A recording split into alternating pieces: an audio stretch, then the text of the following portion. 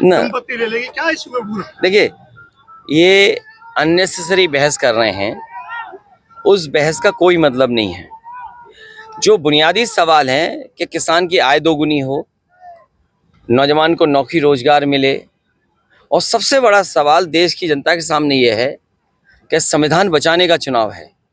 एक तरफ वो लोग हैं जो संविधान की रक्षा करना चाहते हैं, भारतीय जनता पार्टी और उनके सहयोगी दल वो हैं जो संविधान के भक्षक बन करके आए हैं।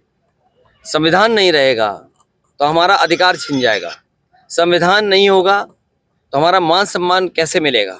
यही संविधान है जो हमारी संजीवनी है। बाबा साहब भीमराव अम्बेडकर जी का दिया हुआ संविधान हम सबको बराबरी पर लाने का ये एक कॉन्स्टिट्यूशन में संविधान जो तय किया है बाबा साहब ने कि सभी को बराबरी के हक मिले, सबको बराबर आगे बढ़ने का मौका मिले। लेकिन ये भारतीय जनता पार्टी जानबूझ करके इस कोशिश में है कि संविधान को खत्म कर दें, नया कोई संविधान बनाना चाहते हैं। लेकिन जनता इस बार तैयार है, जो संविधान बदलना चाहते हैं उन लोगों को जनता बदल देगी। केशव प्रसाद मौर्य पहुंचे थे वहां पर और कहा था कि समाजवादी पार्टी जो है अब समाजवादी पार्टी बनने की देखिए, कल आप नामांकन ये सब डायलॉग पुराने हो गए। ये घिसे पिटे डायलॉग चाहे दिल्ली वालों के हों, चाहे लखनऊ वाले को हों, और चाहे ये जिन्हें कोई सम्मान सरकार में नहीं मिल रहा वो हैं, तो ये घिसे पिटे डायलॉग कोई सुनना नहीं चाहता। ये थकी हुई कहानी को कोई सुनना नहीं चाहता है। जनता बदलाव के लिए तैयार है, और समाजवादियों ने कहा है कि जो विकास समाजवादी सरकार में हुआ था, चौड़ी सड़कें होना, पुल बनना, इस कासगंज एटा में बिजली के सब स्टेशन सबसे ज़्यादा बने, एम्बुलेंस जनता को दिया, पुलिस को 100 नंबर दिया, इस सरकार ने सब खराब कर दिया। कभी आप सोचिए, एटा में लगा हुआ बिजली का कारखाना अगर आज लग गया होता तो क्या आपको और हमको इतना बिजली का बिल देना पड़ता। ये वो सरकार है जिसने जानबूझ करके समाजवादी सरकार में काम जो हो रहे थे उनको रोका है। अभी कुछ दिन पहले बिल गेट्स और प्रधानमंत्री जी ने बात की और कहा कि भारत में जिस तरीके से डिजिटल डिवाइड हो रहा है उसकी भरपाई कैसे हो। कम से कम समाजवादियों ने गांव-गांव लैपटॉप बांटे थे, उससे हमारे गांव गरीब के बच्चे कुछ आगे बढ़ रहे हैं, कुछ उन्हें मौका मिल रहा है। और आज अगर आप गूगल करेंगे तो कई अमेरिका के शहर हैं जहां पर गरीब बच्चों को लैपटॉप दिया जा रहा है। सोचो, कभी समाजवादियों ने 7 साल पहले दिया था। इनका जो मोबाइल है वो पता नहीं कहाँ का, किस क्लास का है, कोई 3rd क्लास भी नहीं है वो। तो इसलिए न ये शिक्षा में काम कर रहे हैं, न नौकरी रोजगार की बात कर रहे हैं। सोचिए, 60 लाख बच्चों का भविष्य इन्होंने डुबा दिया। 60 लाख बच्चों को नहीं, इन्होंने नौजवानों की 1/3 जीवन बर्बाद किया है। इन बीजेपी के लोगों से पूछिए कि तुमने नौजवानों का 1/3 जीवन बर्बाद कर दिया। जिन्होंने अच्छे दिन कह करके वोट दिया, सबका साथ समझ करके वोट दिया, उनको ये धोखा मिला कि 60 लाख बच्चे परीक्षा लिखे और परीक्षा कैंसिल हो गई। अगर 60 लाख के बच्चों के हम माँ बाप को जोड़ दें तो एक परिवार में 3 वोट नाराज हुए हैं जो सरकार के खिलाफ मतदान करने जा रहे हैं। अगर पूरे प्रदेश का हिसाब लगाएं तो 60 लाख गुणा 3, 1 करोड़ 80 लाख, और यही 1 करोड़ 80 लाख अगर हम भाग दे दें 80 लोकसभाओं से तो 2,25,000 वोट हर लोकसभा में भारतीय जनता पार्टी का कम हुआ है। और जिस तरीके से समाजवादी पार्टी ने अपना टिकट वितरण किया है और सबको साथ लाने की कोशिश की है, बीजेपी घबराई हुई है।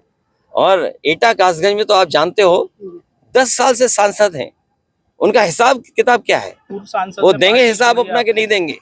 और इस बार तो देवेश के समाज के लोग और इनके साथ जो पीडीए परिवार जुड़ा है, लाखों लाख वोटों से बीजेपी हारने जा रही है। भैया, दूसरा चरण आज हुआ है। आपके जो अलीगढ़ से प्रत्याशी हैं विजेंद्र सिंह, वो रोते हुए नजर आए थे कि प्रशासन पर्चियां नहीं पहुंचा रहा है। देखिए, ये सरकारी तंत्र यही काम करता है, पुलिस को आगे कर देगा। लेकिन पुलिस वाले इस बात तैयार हैं कि अगर अग्निवीर 4 साल की नौकरी है, कहीं इनकी हो गई 3 साल की नौकरी, तब क्या होगा। तो मनी ये साथ दे रहे हैं और ये सब चलता है। चुनाव में आपको लड़ना पड़ेगा। और मुझे खुशी है इस बात की कि दूसरे चरण में भी साइकिल बहुत रफ्तार से चल रही है, इंडिया गठबंधन बहुत आगे बढ़ रहा है। पूर्व सांसद ने पार्टी मंच पे कहा कि पहले चरण में जो पश्चिम से हवा चली है उसका रुझान आपको बीजेपी के नेताओं के भाषणों में दिखाई दे रहा है। जो रुझान है उसी ने भाषा बदल दी। मुन्ना सूत्र वैसे ही आया क्या फिर?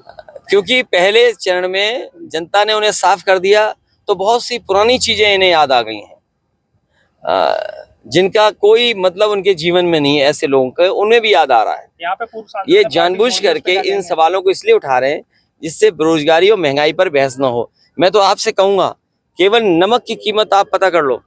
2014 में नमक की कीमत क्या थी और आज 2024 में नमक की कीमत क्या है। नमक तो सबसे बेसिक चीज है, अगर उस पे भी इन्होंने मुनाफा नहीं छोड़ा, और गेहूं अभी कट गया, मान लो कुछ लोगों का बाजार पहुंच गया है, कुछ लोग किसान इंतजार कर रहे हैं, क्या किसानों की लागत का दोगुना मिला है उन्हें? जब मंडी नहीं होगी तो किसान लेके कहाँ जाएगा, आय कैसे बढ़ेगी? और इन्होंने तो सपना दिखाया था कि आय दोगुनी बढ़ाएंगे। ये केवल बड़े बड़े उद्योगपतियों को मुनाफा दे रहे हैं। आप लोग भी बाजार में जाकर देख लें, गोदाम उन्हीं के बने जिनका पैकेज्ड आटा बिक रहा है, जिनका पैक्ड आटा बिक रहा है, उन्हीं को गोदाम बनाने का मौका दिया। किसान से गेहूं खरीदेंगे, आटे को पैक करेंगे, जो किसान को मुनाफा मिलना चाहिए वो मुनाफा वो खुद रख रहे हैं। और इलेक्टोरल बॉन्ड पे तो बीजेपी बात ही नहीं कर रही। इलेक्टोरल बॉन्ड की बात जैसे ही उनसे पूछोगे, उन्हें इलेक्ट्रोल याद आ जाता है, उनके होश उड़ जाते हैं। भैया सूरत पे क्या बीजेपी के लोगों के जैसे इलेक्टोरल बॉन्ड पे बात करोगे तो उनके होश उड़ जाते हैं, और इस गर्मी में उन्हें इलेक्ट्रोल याद आ जाता है। भैया सूरत पे क्या प्रतिक्रिया है? क्या हुआ? सूरत पे जो निर्विरोध देखिए, अधिकार छीना है, ये अधिकार जो छीना है, जनता और सीटों पे नहीं जवाब देगी। पूर्व सांसद जी जो पार्टी छोड़े गए हैं उसमें आपका क्या कहना है? जीतेंगे वो भी वापस आएंगे। निर्विरोध-